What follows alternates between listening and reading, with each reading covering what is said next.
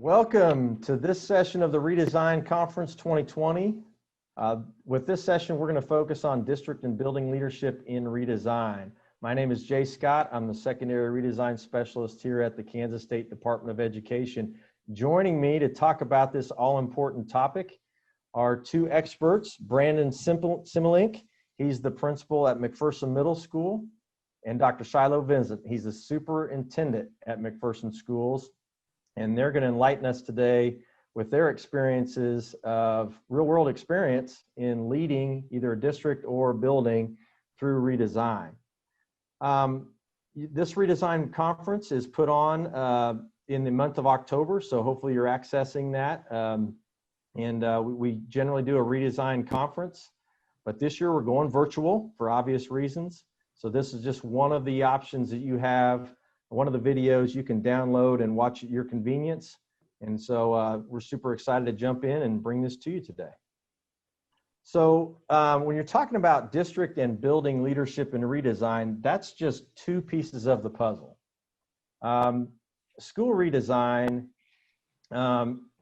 as schools jumped into it, not only were they redesigning their systems, they were also beginning to question and redesign their leadership, their framework, their hierarchy, so to speak, their decision-making processes. And so part of the redesign process, and Brandon and Shiloh were part of a Mercury 7 school, the first ones in. So we were all learning this together at the same time. And a lot of what you're going to hear today comes from a group that were the first ones in. And we really, at times, we're building this as we move forward. One of the big aspects of, one of the calling cards of school redesign is that it's teacher-led, administrator-supported. Think of it as a flattening of the organization.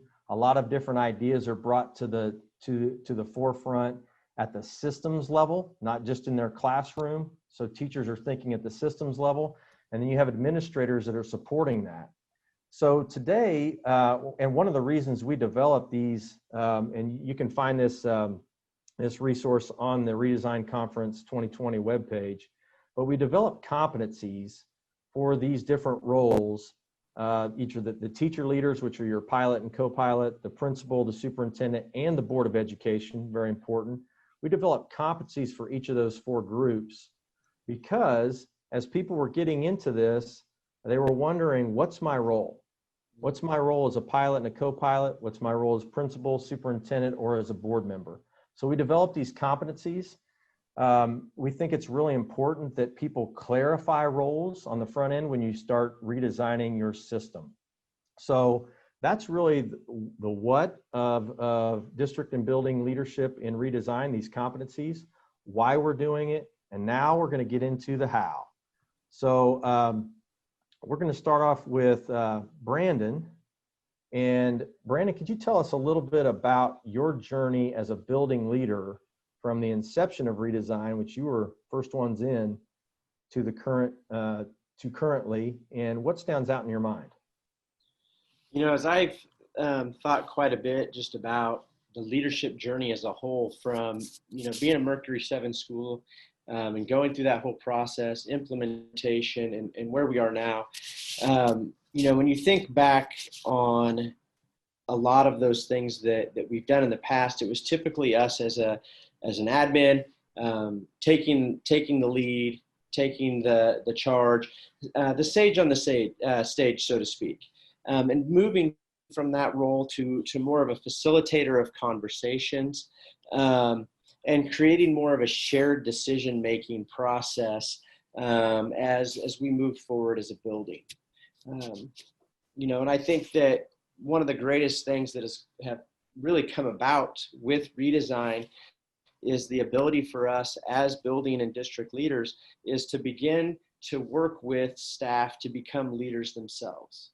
And to me, that's one of the greatest accomplishments that we can do outside of the education we provide to kids, is build leadership capacity within our own ranks. So that's, you bring up some really important points there, Brandon, that I want to call out. Moving from maybe the top-down management style that that we were under before, not all, but some, to being a facilitator. And then also, I love that, the shared decision-making process and developing the capacity of your staff. Shiloh, what about you? From a district leader's perspective, from being in the beginning of Redesign to now? Well, Jay, first off, it's good to see you, man. It feels like it's been too long. It's just so nice to connect, and it's been kind of fun to reflect back. As we were talking about a little bit earlier, just reflecting back over, really 3 years ago, and to think about how maybe I personally have grown, and then as a leader, as an educator, just in general. And so as I really reflect over it, I think one of the things that that really stands out to me is that it's a really exciting, especially early on, it'll be a really exciting opportunity for people to think about ways that they can make positive change in their system. And whether that's at the school level or district level, it's a really exciting time to be thinking about how to address the needs expressed in different assessments across your district. And then you're going to hit challenging times too. And you're going to wonder if you're on the right path or not. And some paths, quite frankly, you are on exactly where you should be, and some of them you need to pivot. And I think that that's where I really think what stands out the most to me is that, over time, you got to be conscientious as you get into this work, that you got to be willing to stay strong towards what your goals are, but you got to be willing to be flexible in how you get there. And so those are kind of my key reflections as I think about what stands out to me. Yeah, and before we started this video, we were all three of us reflecting on our time together in that first year of Redesign. We face-to-face every other week, and how much we missed those times. And we know that everybody, if you're watching this, you're probably feeling the same thing. So it's, Shiloh, you're right. Brandon, it's great to see you guys, and thanks for being here. Ways to make positive changes. Shiloh brought that up about having the time to actually sit down and think about ways to do school that maybe you were thinking about when you first came out of your teacher prep program, and so that time may come at a premium right now and may not be really available. So it's really good advice, I think, moving forward, especially for schools that are coming now into Redesign, something to think about. So Brandon, we're going to go to you. And this looks like a simple question, but it's very involved, right? How can you empower teachers to lead through the redesign process? We know you've got great experience with this, so enlighten us, please. I think one of the things that helped us was the frequency that we met, and creating a leadership team that has trust, that can openly communicate with each other in regards to ideas. As Dr. Vincent mentioned a minute ago, you can have what you think is the greatest idea out there.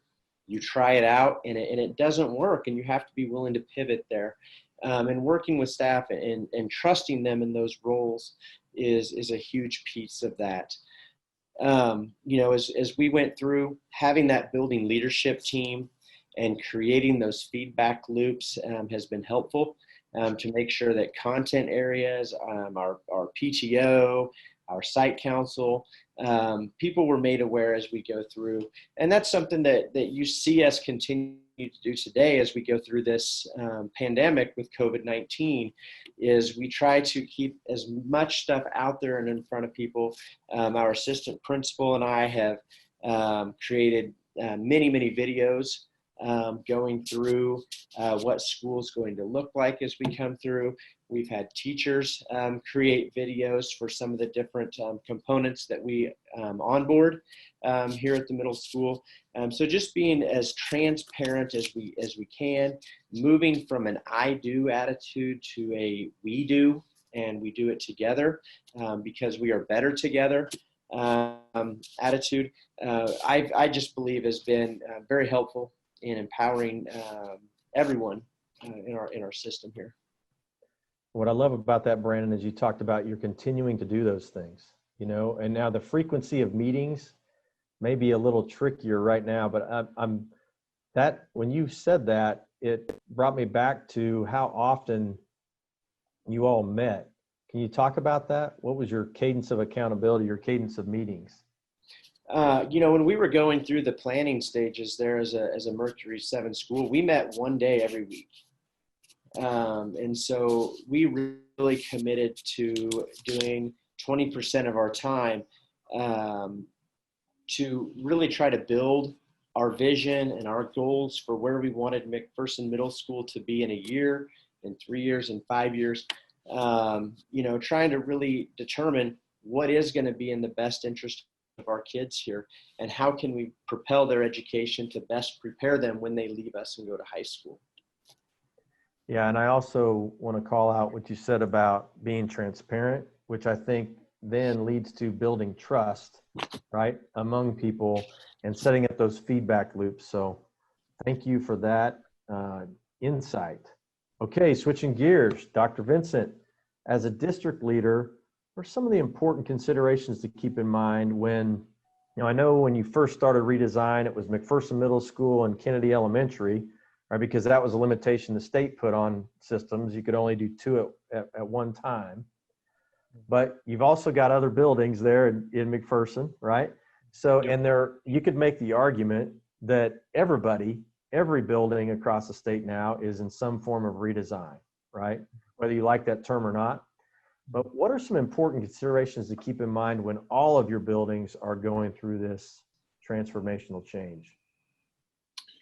Well, a key point there certainly is that a lot of people, every place in Kansas right now, certainly due to the global pandemic, is having to think about doing things differently. And so, regardless of what people's different variations of what this looks like, or where you're at, or who you're engaging with to get through, they're certainly dealing with unique times and finding different opportunities to meet students where they want to be. I guess a little bit to that, I think really, as much as anything, everything starts with a reflection and really needs assessment.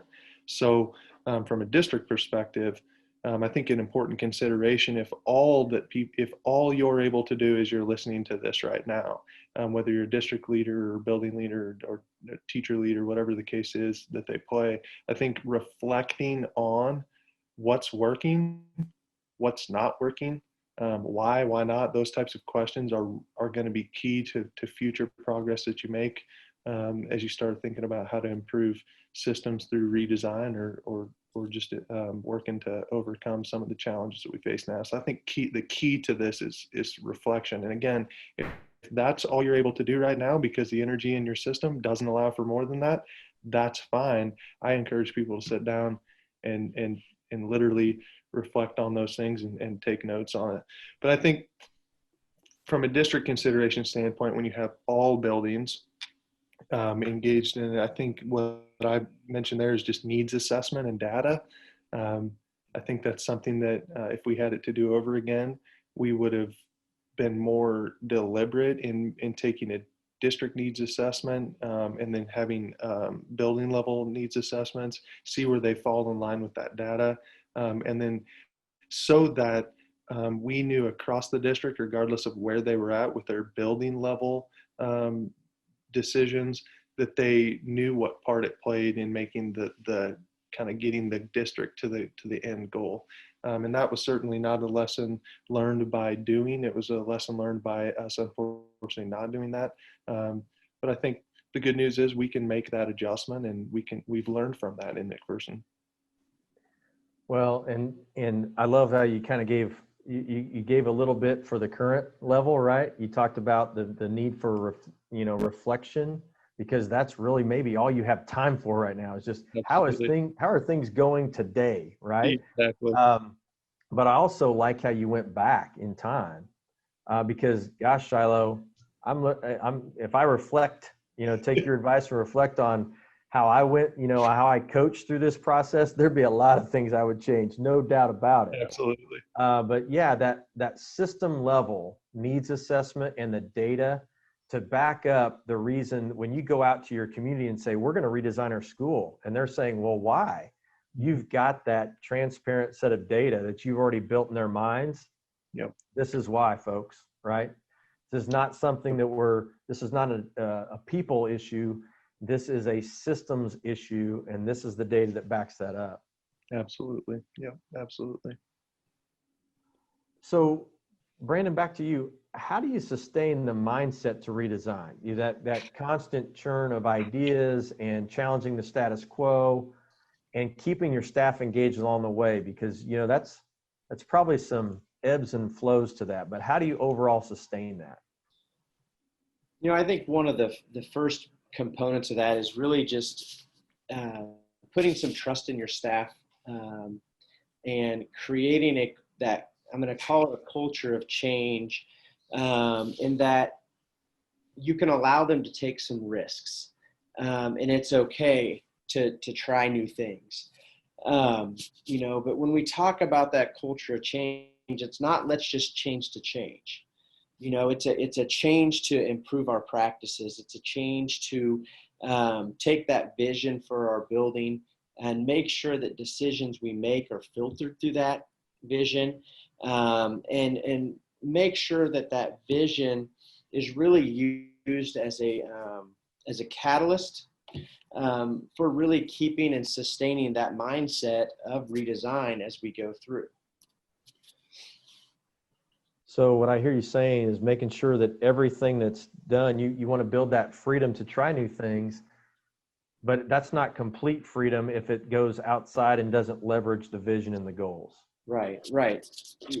That's, I think, part of redesign is making sure that we're aligned in our thoughts and our processes, but also challenging each other to take some risks and try new things and teach each other as we go through.